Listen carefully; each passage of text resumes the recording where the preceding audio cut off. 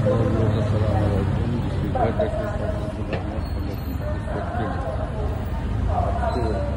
একটা দেখা তথ্য দিব। আমি কিছুদিন আগে থাইল্যান্ড এসেছি চিকিৎসার পারপাসে। প্রথমে ব্যাংকক এর বামুনগান হসপিটালে দেখালাম। সেখানে কস্ট অনেক বেশি, হিউজ কস্ট, এবং ওরা এখন অনেক কমার্শিয়াল হয়ে গেছে এবং আননেসেসারি অনেক কিছুর দাম রাখে, বাড়িয়ে ধরে, এই আর কি। তো তারপর একজনকে আমাকে বুঝিয়ে দিল যে থাইল্যান্ডের সরকারি হসপিটালগুলোতে রিজনেবল কস্টে ট্রিটমেন্ট করা যায়। তো সেটা আমি খবর পেয়ে থাইল্যান্ডের যে রিজিওনাল ব্যাংকের সরকারি ইয়েগুলো খোঁজ করি, হসপিটালগুলো, এর মধ্যে সবচেয়ে ভালো যেটা সেটা হলো কিং চলুমকং মেমোরিয়াল হসপিটাল।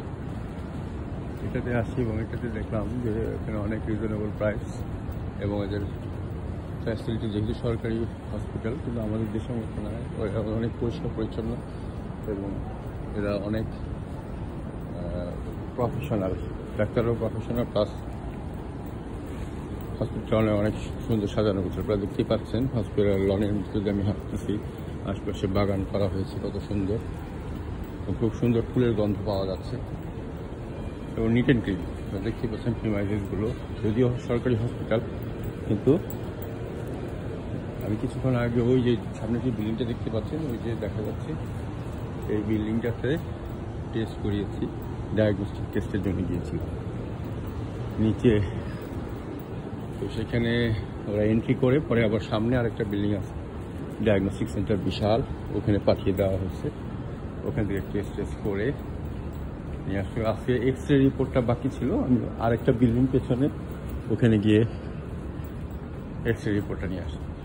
এর মাঝে আমি সামিতি ভেজ নামে আরেকটা হসপিটাল আছে, সেটাও বামুনগাতের মতো, কিন্তু ওখানে অনেক বেশি খরচ এবং মনে হয় যে কম্পারেটিভলি বামুনগান থেকে খরচ কম, কিন্তু ওইটাও টু সাম এক্সটেন্ট বামুনগান হসপিটালের মতোই।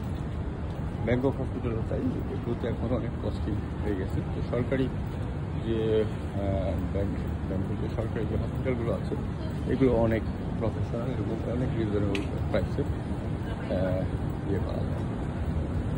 আমি প্রথমে বামুনগান যাওয়ার পর সামান্য একটা ইস্যুতে আমার প্রায় 80,000 টাকা ডক্টর ভিজিট, তিনজন ডক্টরের ভিজিট, আর কিন্তু সামান্য কিছু টেস্ট,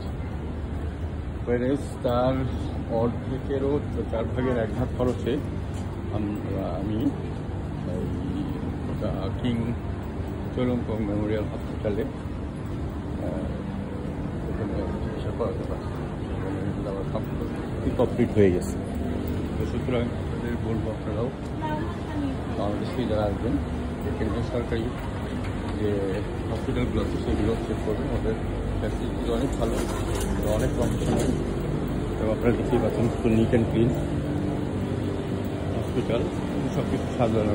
তবে ওদের ভাষাগত কিছু সমস্যা আছে, সেটা হলো আপনারা মোবাইলে সফটওয়্যার ব্যবহার করবেন যে English to Thai to English. ওরা এই কাজটা কিছু লোক করে, আবার অনেকে আছে ওরা ফ্লুয়েন্টলি ইংলিশে কথা বলতে পারে। ডাক্তার নার্সরা মোটামুটি বলে ফ্লুয়েন্ট বলবো না, তবে ভাঙা ইংলিশে ওরা কথা বলতে পারে, এই আর কি। তো আপনারা অবশ্যই থাইল্যান্ডের চিকিৎসার সময় আসার সময় অবশ্যই সরকারি হসপিটালগুলো ট্রাই করবেন, এগুলো অনেক রিজনেবল। যে আমি এটা সাজেশন দিব যে টাকা থাকলেই যে এক্সট্রা খরচ করবেন সেটা কেন। আপনার দেখা গেল যে আপনি 1 লাখ টাকা দিয়ে যদি আপনি 24টা টেস্ট 10 জন ডাক্তার দেখাতে পারেন, তাহলে সেটা আপনার কমার্শিয়াল যে হসপিটালগুলো আছে, প্রাইভেট হসপিটালগুলোতে গিয়ে আপনার সেই টাকাগুলো অপচয় দেখা গেলো যে 2টা বা 1টা ডাক্তার 3টা ডাক্তার দেখাতে আপনার 1 লাখ টাকার মতো চলে গেল। তো এই কারণে এটা আমার অভিজ্ঞতা থেকে আমি বললাম।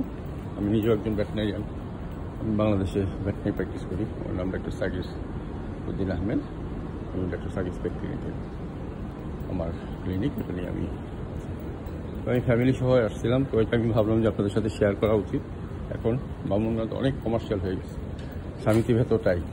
এছাড়া অন্যান্য বেশ কিছু ক্লিনিক আমি গেলাম, কস্টিং অনেক বেশি, তবে সরকারি হসপিটালগুলো বেশ রিজনেবল এবং এদের সার্ভিস অনেক ভালো, মাশাআল্লাহ। এই আর কি। ধন্যবাদ, ভালোবাসা থাকবেন সবাই। থাইল্যান্ডে আসার আগে অবশ্যই এই জিনিসগুলো আপনারা কনসিডারে নিয়ে আসবেন।